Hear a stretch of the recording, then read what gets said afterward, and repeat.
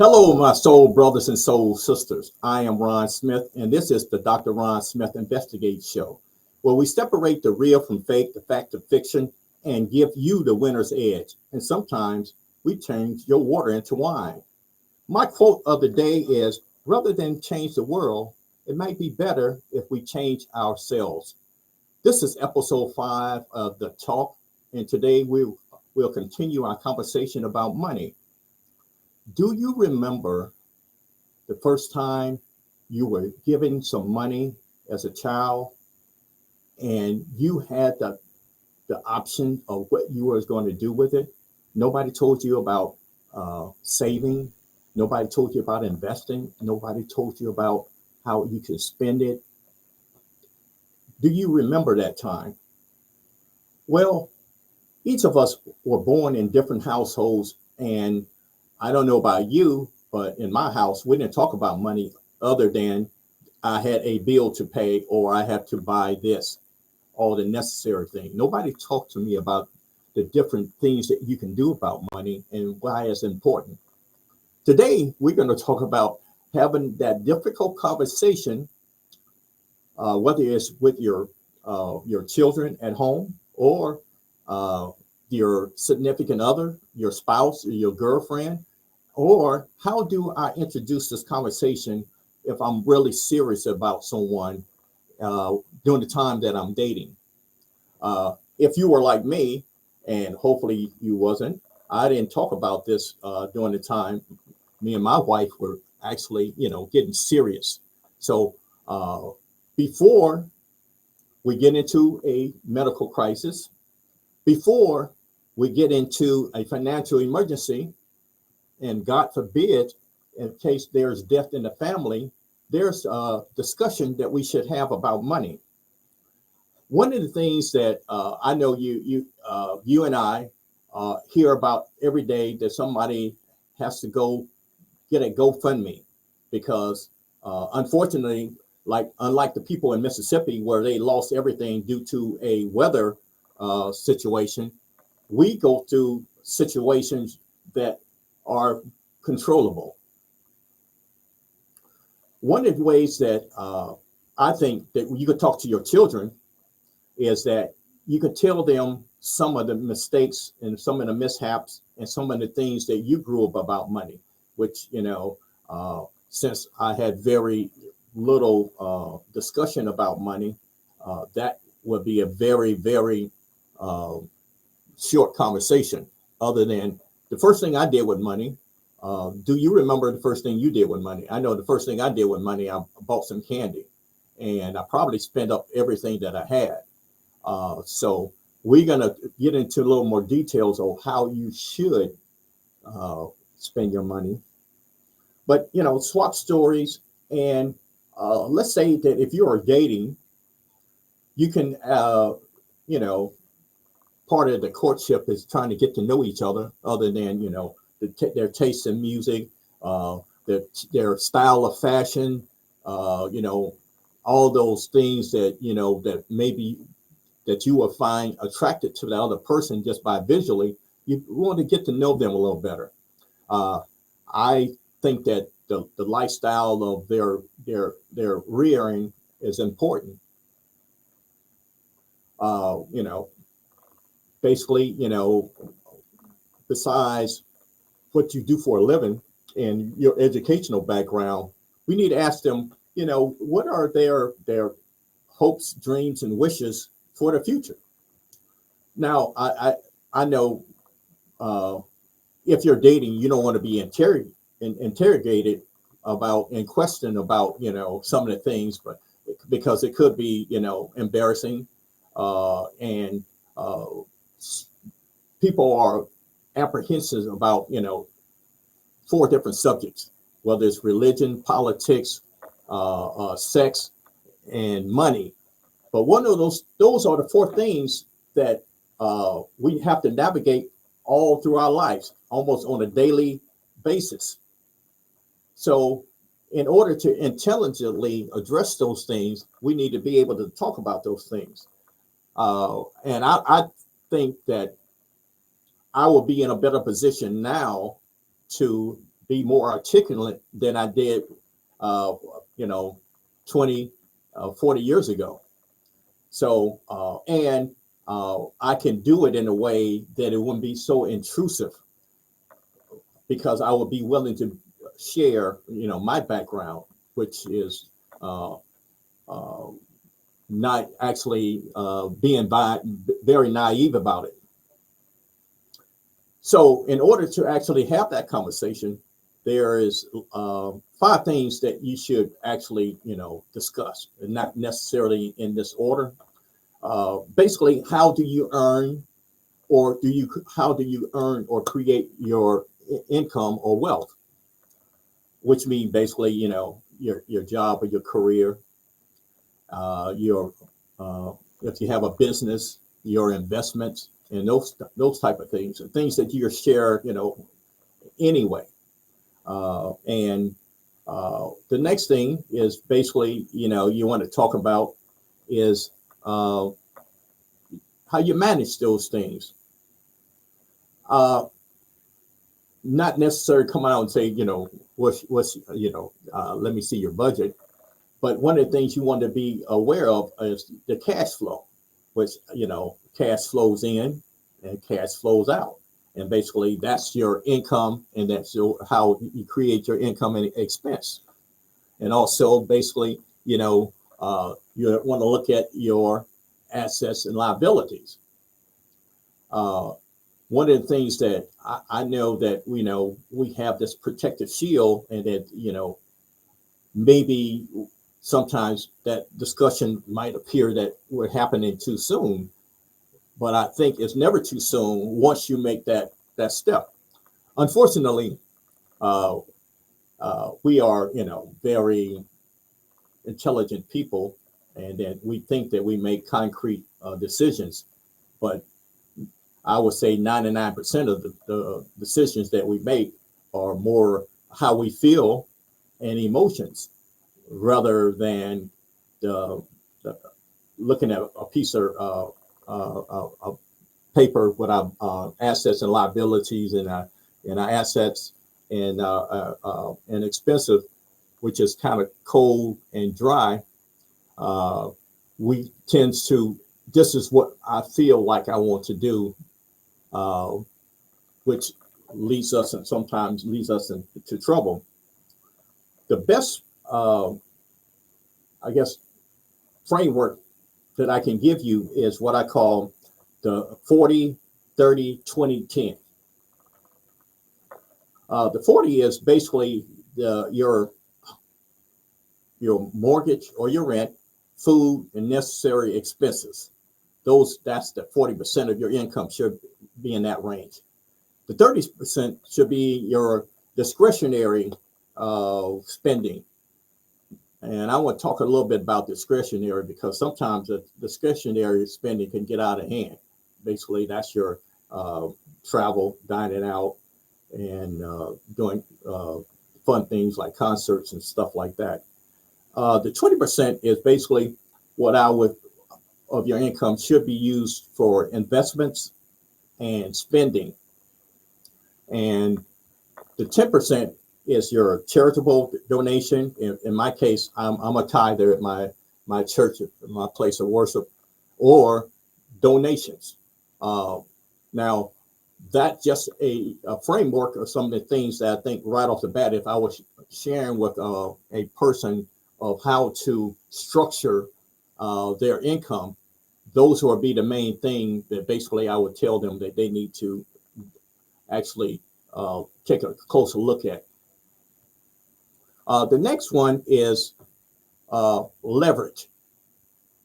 And leverage to me is, as I mentioned, and I'm going to probably repeat some of the things that I have said from the episode 3, 4, and this is the 5th one, because redundancy is normally how we learn things. Leverage is in short form is OPM, using other people's money. And as I mentioned, that basically, unless you could pay cash for a vehicle, basically you get a loan for it.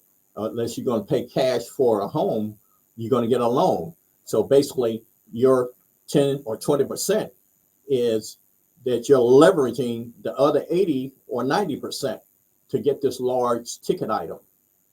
And one of the things that I know for sure is that we have to be careful with debt, because debt, to me, prior law enforcement, so I'm going to use this analogy, is like a loaded gun.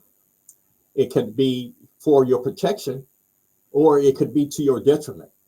It all depends on your expertise and your knowledge of how you use it. One of the things I'm going to give you this tidbit is that rich people use debt as to create assets. Poor people use debt to use it as a liability. And as the series continue, I will get more and more in detail with that. In order for you to successfully use leverage or other people's money, or being able to borrow from a financial institution, you're going to have a credit score. As I mentioned last year, credit scores range from 300 to 850. The better the credit score over 600, 650, the easier that you could be able to obtain a loan, or what they call quote unquote good credit, which means that basically is that you'll be able to leverage what you need to do in a more successful way. I give you the illustration, and I mentioned this sometime before, and you might hear it again. Part of my testimony is basically I was a second lieutenant in the Marine Corps, and when I went to my first duty station, I saw my peers who I knew I graduated from, officer candidate school. We go into our new duty station. They driving up in Corvettes and Porsche and the two-seaters Mercedes, and I'm driving up in a Nissan Sentra, and it was new. And basically it was the best thing that I can obtain during that time. And I thought there were some other issues, but what I found out is basically since I abused a credit card that I got in college with no job, which should be almost close to a criminal act in itself, but I maxed it out. And one of the things I learned after, two things I learned after. One is that you shouldn't only use 30% of the max of that credit card and pay monthly, and don't let the other expenses roll over and over, because especially now with the interest rates going up from 18 to 24%. And that was one thing I learned over the years. Two is that my peers' parents put them on their credit card as authorized users. Therefore, they had a credit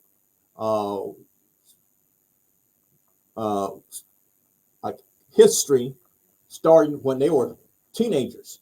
So by the time we graduated from OCS, they had exemplary credit. Therefore, what would cost me from 8 to 14% to get the loan, they were getting loans for 2, 3, 4%.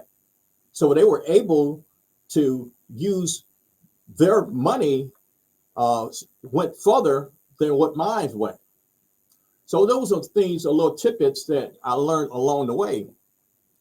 So we're going to take a break right now. And when we come back, we're going to continue this conversation about money. I can tell you my problems, meditating my silence. But I keep pushing my pen, rotating my stylus. Brokenness feeling like sin, now no breath, low dollar. Used to be left on red, now all the girls go holler. Now all the girls go follow. All the fake fans gon' pile up. I need peace to borrow, get that shit right back tomorrow. Somehow all the fans go bravo. Smile so much to hide my sorrows. Faith is shaky in vibrato. I can't hold a frown too long. I can't stay down too long. Look, running from pain, running from strain, running from things, running from schemes.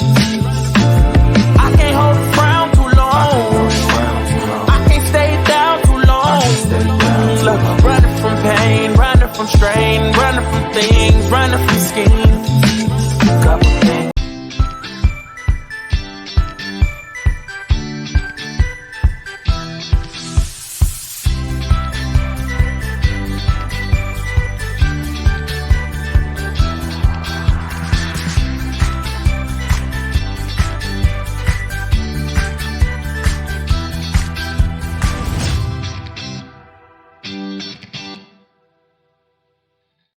Welcome back, my soul brothers and soul sisters.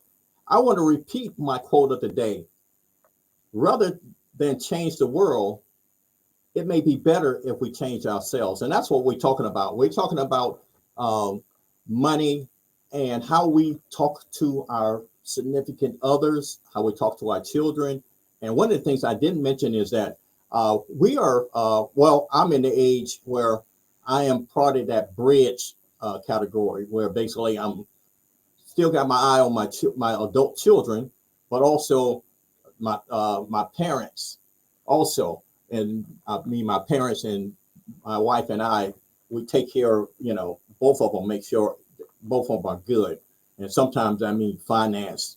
So right now I want to make sure I do some educating. And what I try to do is do it like we call edutainment, educate and entertain at the same time. So one of the ways to talk to your children, or if you're talking to your parents, that can be a difficult situation too. So how do you actually bring that conversation up? One of the tips that I want to give before I continue with the 5 things that you need to remember, and those 5 things are, how you earn or create your income, how you manage it, how you leverage it, how you protect it, and how do you want to leave a legacy. So we've got 2 more to go, how we protect our income and leave a legacy. But I want to share this with you. One of the things I will say that you cannot assume that your parents have their estate in order.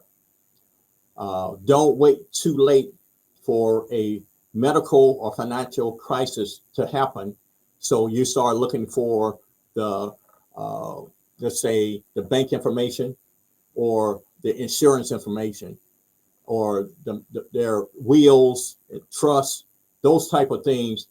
I implore you to start having that conversation with your parents and now you can have the conversation with your children to tell them where the medical information, where the insurance information, all those, the wills and testament, where do you keep those things? Now, I know they say that you're not supposed to tell people your PIN numbers and your, et cetera, et cetera. But if I don't know the combination to your safe, and that's where you keep all your important information, and you are incapacitated to a point where you can't relay that information to you, then I guess I'm gonna have to call a safe cracker. But I suggest that those things are kept in a safety deposit box, quote, quote, could be at your bank, and having one of your siblings or your adult children be able to be on your account. So basically they can get to that information when necessary. So one of the ways to encourage this conversation is to make sure that I guess there is no drama going on. So it's kind of like you setting the scene, like having a date that you have, you have to set the atmosphere to make sure that there is no confrontation in the discussion or anything that can leak in that will be distracting. So if you can kind of create that environment, the more the better. And basically you could tell them basically, hey, this is what I'm doing.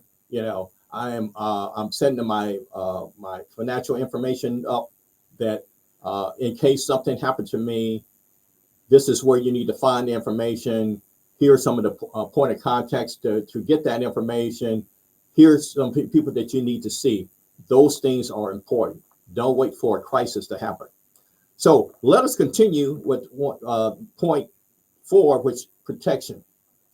In the state of Virginia, you have to have insurance. I know there are other states that you don't have to have insurance, but insurance is a part of protecting your property and against liability, and health insurance. In order to maintain this gift that God has given us, we have to make sure we make our appointments and we keep our appointments, and basically, get a proper, drink plenty of water, movement, exercise, eat proper food. Those are the things that will maintain and to protect. This is your greatest asset. So you should be able to protect that. Also, insurance. Do not allow something to happen to you in a crisis that your family member have to set up a GoFundMe because you didn't have insurance. Please, it will cost more if you don't do it than if you do it. Okay, legacy. Two things that I have started is that I want to, first of all, back a couple of years ago, I was introduced to a 100-year plan. And the 100-year plan is things that I want my children and my grandchildren be able to remember about me, and to actually be able to function just as well if I'm no longer here. My youngest grandson is 6 years old. So that's 94 years that I want to be able to see whatever I leave will be able to be viable for the next 96 years. Believe it or not, it's not as difficult as it might appear as 96 years, because I'm planning on living at least to be 96. So half the time that he's going to be around and be an adult, I'm going to be around. And the whole idea is that, which most financial planners tell you, after you retire, you need to have 25 years worth of income of the quality of life that you desire to have. So whether you have a mansion and you have 3 Jags, you need to have income to support that lifestyle. Now, that's not my lifestyle, but if that's your desire, your income should support you for the next 25 years if that's what this lifestyle that you desire. And you can do that with setting up your will and trust, and making sure you have life insurance. And we're going to talk about that a little more, but I want to talk about a couple of money mistakes, because when you share with people, if you tell them your successes, they might be happy for you, but that's you. But if you share with them your mistakes, they will be able to receive your information more easily. Mistake number 1, spending too much discretionary income. Now, I know basically, we have desires to dine out, and I love to dine, and I love to dine well. But you have to make sure that dining out doesn't mess up your plan. Remember, I shared with you the 40, 30, 20, 10. That's just really an outline. So 40% is basically taking care of the necessities, your rent or mortgage, your food, things that are necessary for you to function. The discretionary stuff is, like I said, it could be the dining out. I love going to movies. Me and my wife, that's one of the things that we enjoy doing. I love a good concerts. those things. I don't go as much as I used to, but I still like jazz, and I still like some R&B. I like some good gospel concerts. And prior to the pandemic, I love to travel. New York City is one of my favorite cities. San Diego is my favorite city of all. Atlanta is, is where my heart is. That's one the major city that I was connected to, and I still enjoy travel. So I have to not necessarily go to the point of being extreme and punishing myself, but I need to make sure that I don't go over what is budget. Number two, having too little in your emergency fund. Now, one of the things that I know over the years, I used to be, I mentioned the cars earlier, that I did get some better cars after I learned how to use money. But I have learned over the last 20 years to keep my car longer. Now, keeping that car longer, which means that basically end up that having car repairs. I rather pay the repair costs than have another car note, but that's just me. Think about it. During the pandemic, there was a lot of job termination and job loss.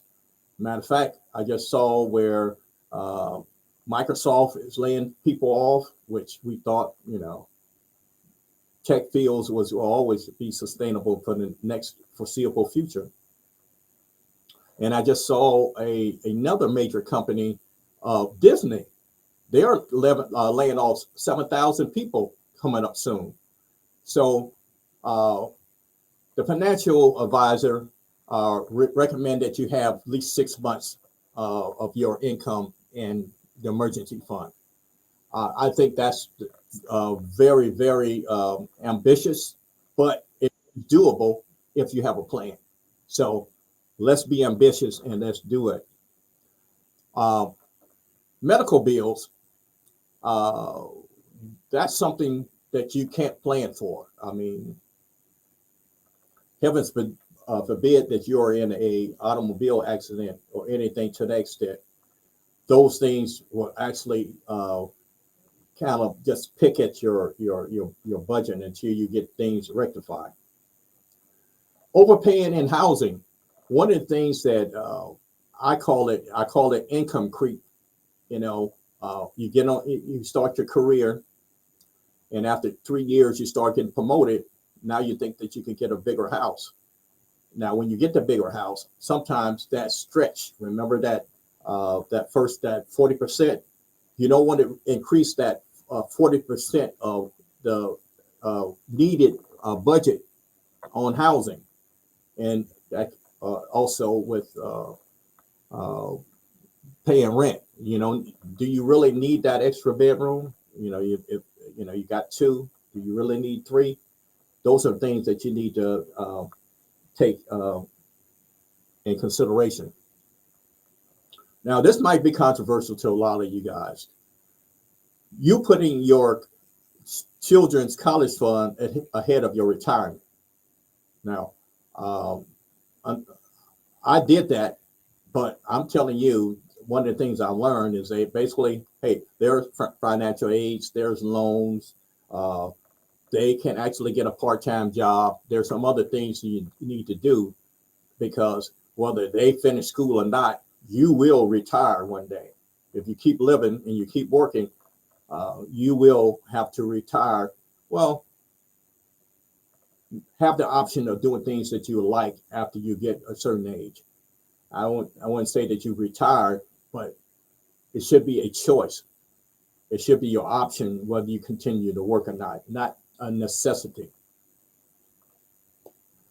Paying too much to the market fluctuation. Any time that you have a war or rumors of war, you're going to have market fluctuation. I have my own personal opinion of those things or why things happen, but I spare you that. That's why when you put your money in a 401k or a mutual fund or in the stock, those are long-term investments. What I will do, and I'll probably talk about this next week about the 401k in a little more details and some of the things that I personally feel about 401k. But last is that when you do set up a long-term retirement plan, if you take money out of it prior to it maturation, there's taxes and penalties. That's all the time I have right now, my soul brothers and soul sisters. I thank you for spending this time with me. Until next time, be blessed.